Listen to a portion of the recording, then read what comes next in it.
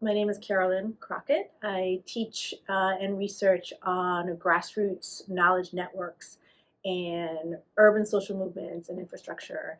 And I think a lot about how knowledge is shared and used to make new kinds of plans, new kinds of strategies for populations that are typically underrepresented in urban plans and in the archive. And so I'm going to talk a little bit about um, the racially just research theme that focuses on methodological traditions. So thinking a lot about method. How do we get the information that we have? How do we think about how we know what we know? And this theme is really asking us to understand that there's a larger, longer colonial and racially extractive history that has to do with how research is conducted by the university, outside of the universities.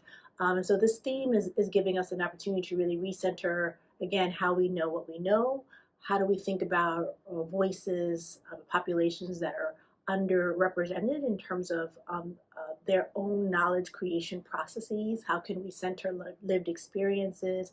How can we think about the why of our research so that we're moving beyond a model that is just documenting harm, that is just documenting underinvested people or people who have been displaced as the object of study? How do we think about agency in the context of research? So anti-racist methodological practices really encourage us to decenter the voice solely of the academic researcher and think about the politics of knowledge creation and the ways of thinking about knowledge sharing and knowing what we know as an act of repair, as an act of political repatriation often, and really trying to understand the impact of our work, our why, and having a really strong ethics around why our methods are important, being transparent about what the methods are, and understanding the longer and larger arc of history that informs how we do what we do.